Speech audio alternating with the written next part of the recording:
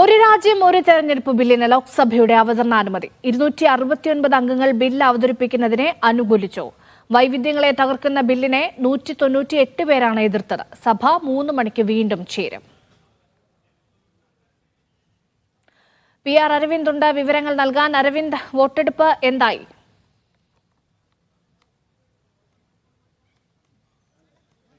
രേഷ്മ, ഒരു രാജ്യം ഒരു തെരഞ്ഞെടുപ്പ് ബില്ലിനുള്ള അവതരണ അനുമതി ഇപ്പോൾ പാർലമെന്റിൽ നിന്ന് ലഭിച്ചിരിക്കുകയാണ്. വോട്ടെടുപ്പിലൂടെയാണ് ഈ അനുമതി ലഭിച്ചത്. 269 MP-മാർ ഇതിനെ അനുകൂലിച്ച് വോട്ട് ചെയ്തപ്പോൾ 198 പേരാണ് പ്രതികൂലിച്ച് വോട്ട് ചെയ്തത്. എന്തായാലും സഭാ നടപടികൾ 3 മണിക്ക് ചേരും. ഇപ്പോൾ NK പ്രേമചന്ദ്രൻ MP ഇപ്പോൾ മാധ്യമങ്ങളെ കാണാൻ എത്തിയിരിക്കുകയാണ്. നമുക്ക് അദ്ദേഹത്തോട് തന്നെ ചോദിച്ച് മനസ്സിലാക്കാം.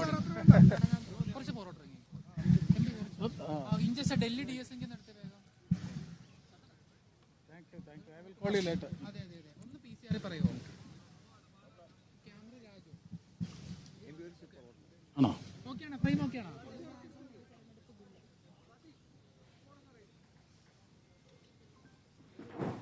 ഒരു രാജ്യം ഒരു തെരഞ്ഞെടുപ്പ് ശക്തമായ പ്രതിഷേധമാണ് പ്രതിപക്ഷത്തിന്റെ ഭാഗത്ത്. പക്ഷേ അപ്പോഴും ബില്ല് JPC-ക്ക് വിടാനാണ് സർക്കാരിന്റെ ഒരു നീക്കം നടക്കുന്നത്. ഈ ബില്ല് 2 ബില്ല് അവതരിപ്പിച്ചതിൽ ഒന്ന് ഭരണഘടനാ ഭേദഗതി നിയമമാണ്. സംസ്ഥാന നിയമസഭകളുടെ കാലാവധി പോലും പരിമിതപ്പെടുത്താൻ തെരഞ്ഞെടുപ്പ് കമ്മീഷൻ അധികാരം നൽകിക്കൊണ്ടുള്ള ഭരണഘടനാ ഭേദഗതി നിയമമാണ്. 2034 മുമ്പായി 2029 ശേഷം കാലാവധി പൂർത്തിയാക്കുന്ന, അതിനുശേഷം തെരഞ്ഞെടുക്കപ്പെടുന്നവരുടെ കാലാവധി പരിമിതപ്പെടുത്തുന്ന ഒരു നിയമമാണ്. അതുകൊണ്ടാണ് ഞങ്ങൾ ശക്തമായ ആക്ഷേപം ഈ കാര്യത്തിൽ ഉന്നയിച്ചത്. രാജ്യത്തിന്റെ ഫെഡറൽ ജനാധിപത്യ വ്യവസ്ഥയെ തന്നെ അതിലംഘിക്കുന്ന ഒരു നിയമനിർമ്മാണത്തിനാണ് സഭ ഇന്ന് സാക്ഷ്യം വഹിച്ചത്. നമുക്കറിയാം, 2029 രാഷ്ട്രപതി അപ്പോയിന്റഡ് ഡേറ്റായി 2034 പ്രഖ്യാപിച്ചാൽ പോലും 2029 ശേഷം നിലവിൽ വരുന്ന ലോക്സഭ ഏതെങ്കിലും കാരണവശാൽ ഡിസോൾവ് ചെയ്യപ്പെട്ടാൽ 2030 ഈ തെരഞ്ഞെടുപ്പ് നടത്താൻ കഴിയാത്ത സ്ഥിതിയിലേക്ക് വരും. അപ്പോൾ വളരെ സാങ്കേതികമായിട്ടുള്ള വിഷയങ്ങളുണ്ട്. അങ്ങനെ വന്നാൽ എന്ത് സംഭവിക്കുമെന്നതിനെ സംബന്ധിച്ച് ബില്ലിനകത്ത് യാതൊരു വ്യക്തതയും ഇപ്പോൾ നിലവിലില്ല. അപ്പോൾ അതുകൊണ്ട് തന്നെ അടിസ്ഥാനപരമായിട്ടുള്ള പ്രശ്നം ഞങ്ങൾ ആവർത്തിച്ച് പറയുന്നു.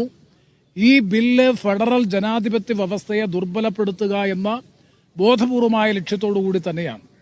സംസ്ഥാന നിയമസഭകളുടെ കാലാവധി ലോക്സഭയുടെ കാലാവധിക്ക് അനുരോധമായി നിജപ്പെടുത്തുക എന്ന് പറയുന്നത് സംസ്ഥാനങ്ങളെ തന്നെ ആക്ഷേപിക്കുന്നതിന് തുല്യമാണ്. ഹൗസ് ഓഫ് പീപ്പിൾ അഥവാ ലോക്സഭയുടെ കാലാവധി തീരുന്ന മുറയ്ക്ക് നിയമസഭകളുടെയും കാലാവധി തീരണമെന്ന് പറയുന്നത് സംസ്ഥാന നിയമസഭകൾ പാർലമെന്റിന്റെയും കേന്ദ്ര ഗവൺമെന്റിന്റെയും സബോർഡിനേറ്റ് സംവിധാനങ്ങളായി മാറുന്നു എന്ന് പറയുന്നത് തന്നെ ഏറ്റവും ഗുരുതരമായിട്ടുള്ള ഭരണഘടനാ ലംഘനമാണ്. ഫെഡറൽ ജനാധിപത്യ വ്യവസ്ഥയുടെ നഗ്നമായിട്ടുള്ള ലംഘനമാണ്. ഒരു രാജ്യം ഒരു തെരഞ്ഞെടുപ്പ് എന്ന നിലയിൽ സംസ്ഥാന നിയമസഭകളുടെ പോലും കാലാവധിയെ പരിമിതപ്പെടുത്തിക്കൊണ്ടുള്ള ഈ ഭരണഘടനാ ഭേദഗതി നിയമം എന്നാണ് വ്യക്തമായ ഞങ്ങളുടെ കാഴ്ചപ്പാട്.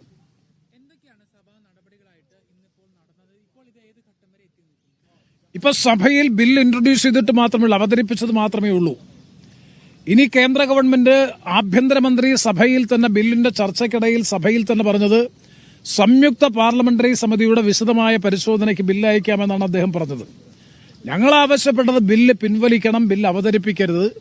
ഒരു കാരണവശാലും അവതരിപ്പിക്കാനുള്ള ലെജിസ്ലേറ്റീവ് കോമ്പീറ്റൻസ്, നിയമനിർമ്മാണ യോഗ്യത ഈ നിയമത്തിനില്ല എന്ന വ്യക്തമായ നിലപാടാണ് ഇന്ത്യ മുന്നണി പ്രതിപക്ഷം ഒറ്റക്കെട്ടായി പാർലമെന്റിൽ സ്വീകരിച്ചത്.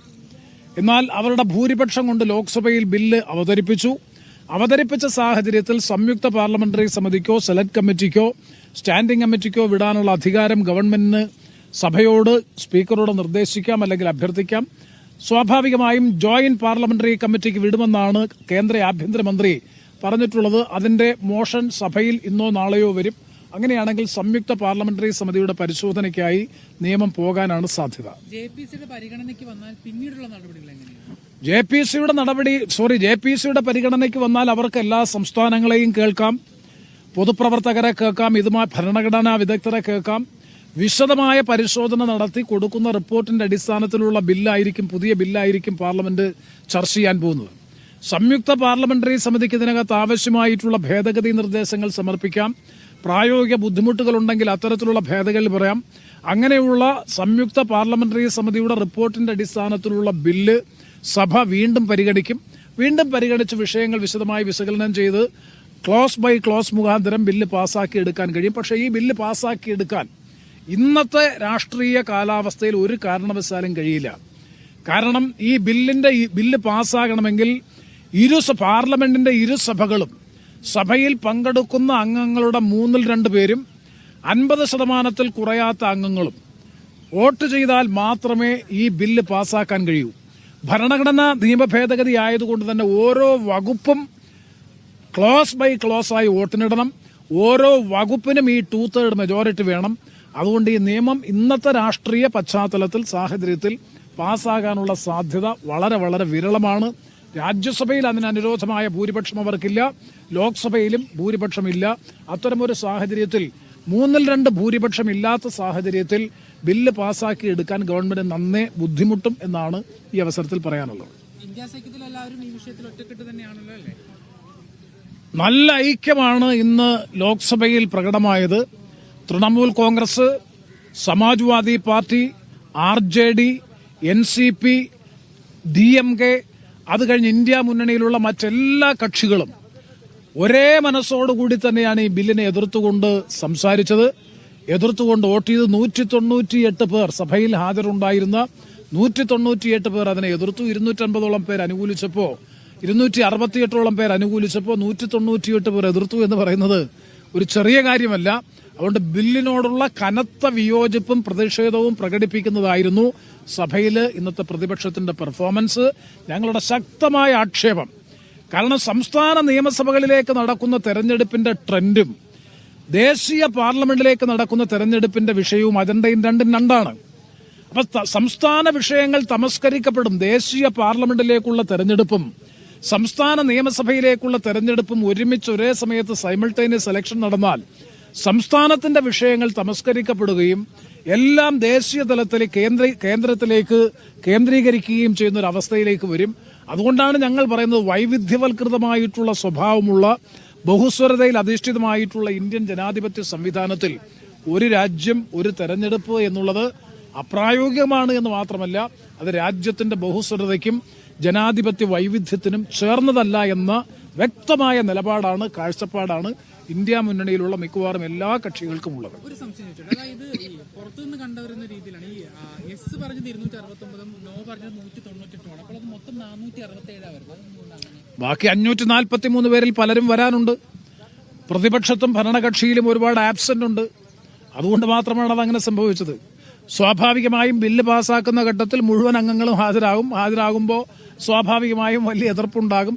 3 ലൈൻ വിപ്പ് കൊടുത്തു കഴിഞ്ഞാൽ ഈ പറയുന്ന മുഴുവൻ അംഗങ്ങളും പ്രതിപക്ഷത്തു നിന്നും ഹാജരാകും, പിന്നെ ഗവൺമെന്റിൽ നിന്ന് ഹാജരാകും.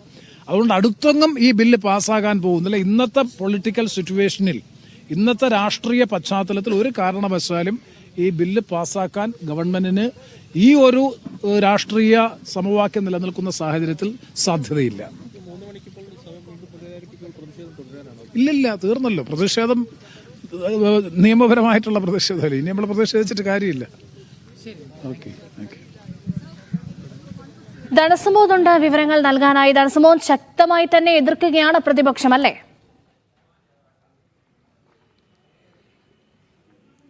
ഇപ്പോൾ വളരെ ശക്തമായ ഒരു എതിർപ്പ് തന്നെ രേഖാപരമായിട്ട് തന്നെയാണ് പ്രതിപക്ഷം നേടിയിരിക്കുന്നത്. കാരണം ആദ്യം വോട്ടെടുപ്പ് നടന്നപ്പോൾ ഈ പുതിയ പാർലമെന്റിലെ ആദ്യത്തെ ഇലക്ട്രോണിക് വോട്ടെടുപ്പായിരുന്നു നടന്നത്. 269 അംഗങ്ങളാണ് ഇതിൽ പങ്കെടുത്തത്. അതിൽ BJPക്ക് ആദ്യം ലഭിച്ചത് 200 വോട്ട് മാത്രമാണ്. അതായത് കേവല ഭൂരിപക്ഷത്തിന്റെ വോട്ട് അവർക്ക് ലഭിച്ചില്ല. ഇതേ തുടർന്നാണ് ഇതൊരു സ്ലിപ്പ് എഴുതി കൊടുത്തുള്ള ഒരു സാധാരണ പഴയ രീതിയിലുള്ള പരമ്പരാഗതമായ വോട്ടെടുപ്പ് എന്ന രീതിയിലേക്ക് പോയത്. കാരണം ആ തരത്തിലുള്ള 200 വോട്ട് മാത്രം നേടിയാണെങ്കിൽ BJP അംഗങ്ങളുടെ പോലും വോട്ട് പൂർണ്ണമായി ലഭിച്ചില്ല എന്ന് തന്നെയാണ് വ്യക്തമാകുന്നത്. അതുകൊണ്ട് തന്നെയാണ് കാര്യം അതേസമയം കോൺഗ്രസ് നേതൃത്വം നൽകുന്ന പ്രതിപക്ഷത്തിന് 149 വോട്ടായിരുന്നു ലഭിച്ചിരുന്നത്. അതുകൊണ്ട് തന്നെ രണ്ടു കൂട്ടർക്കും വോട്ട് ലഭിക്കാത്ത സാഹചര്യത്തിലാണ് സ്ലിപ്പ് തന്നെ എടുത്ത് കൃത്യമായി പരിശോധിക്കണം എന്നുള്ളൊരു കാര്യം, ആ തരത്തിലുള്ള വോട്ടിങ്ങിലേക്ക് പോകണം എന്നുള്ള തീരുമാനം എടുത്തത്. അതിന്റെ അടിസ്ഥാനത്തിൽ പിന്നീട് വോട്ടെടുപ്പ് നടത്തിയപ്പോഴാണ് 269 അംഗങ്ങളുടെ ഒരു വോട്ടെടുപ്പ് ലഭിച്ചത്. അതിനുശേഷം 198 പേരുടെ പിന്തുണ മാത്രമാണ് പ്രതിപക്ഷത്തിനുണ്ടായിരുന്നത്. ഇതോടുകൂടി തന്നെയാണ് ഒരു ബില്ല് അവതരിപ്പിക്കുന്നതിനുള്ള അനുമതി ലഭിച്ചത്. സാധാരണ രീതിയിൽ ഒരു ബില്ല് അവതരിപ്പിക്കണമെങ്കിൽ ശബ്ദ വോട്ടോടുകൂടിയാണ് അനുമതി സഭ നൽകാറുള്ളത്. അതുകൊണ്ട് പക്ഷേ ഏതെങ്കിലും അംഗം ഒരു ഡിവിഷൻ ആവശ്യപ്പെടുകയാണെങ്കിൽ ഉറപ്പായും ഒരു ഡിവിഷൻ നൽകിയിരിക്കണം, വോട്ടെടുപ്പ് നൽകണം. അതുകൊണ്ട് തന്നെ ഈ പുതിയ പാർലമെന്റ്, ഈ പുതിയ സമ്മേളനത്തിൽ ആദ്യമായിട്ടാണ് ഇത്തരത്തിലുള്ള ഡിവിഷൻ വേണം എന്നുള്ള ആവശ്യം പ്രതിപക്ഷത്ത് തന്നെ വരുന്നത്. കാര്യം പ്രതിപക്ഷം ഒറ്റക്കെട്ടായിട്ട് തന്നെ എതിർക്കുന്ന ഒരു കാഴ്ചയാണ് നമ്മൾ കണ്ടത്. എന്നാൽ സമ്പൽ അല്ലെങ്കിൽ അദാനി വിഷയത്തിൽ ഉൾപ്പെടെയുള്ള കാര്യങ്ങളിൽ പോലും പ്രതിപക്ഷം രണ്ട് തട്ടിലായിരുന്നു നിന്നിരുന്നത്. TMCയും സമാജ്വാദി പാർട്ടിയും അദാനിയുടെ പരസ്യമായ ഒരു പ്രതിഷേധത്തിൽ പങ്കെടുത്തിരുന്നില്ല. പക്ഷെ ഇവിടെ വന്നു കഴിഞ്ഞപ്പോൾ ഇവിടെ ഒറ്റക്കെട്ടായി ഇവർ എതിർക്കുന്ന ഒരു കാഴ്ചയാണ് കണ്ടത്. അതുകൊണ്ട് തന്നെ ഇനി മുന്നോട്ട് പോകുമ്പോൾ കാര്യം ഭരണഘടനാ ഭേദഗതിയിലേക്ക് വന്നു കഴിയുമ്പോൾ 3-2 ഭൂരിപക്ഷം വേണ്ടിവരും. അങ്ങനെ ഭൂരിപക്ഷത്തിലേക്ക് വരുമ്പോൾ അത് ലഭിക്കാനുള്ള സാധ്യത കുറവാണ്. അതുകൊണ്ട് തന്നെ ഇത് പാസ്സാക്കിയെടുക്കാൻ സർക്കാരിന് വളരെയധികം ബുദ്ധിമുട്ടേണ്ടി വരും. തീർച്ചയായും വളരെ ശ്രമകരമാണ്. സർക്കാരിനെ സംബന്ധിച്ച് പ്രതിപക്ഷത്തിന്റെ ഐക്യം വലിയ തോതിൽ കണ്ട ദിവസം കൂടിയാണ്. ശക്തമായി തന്നെ ബില്ലിനെ എതിർക്കുകയാണ് പാർലമെന്റിൽ പ്രതിപക്ഷം ചെയ്തത്.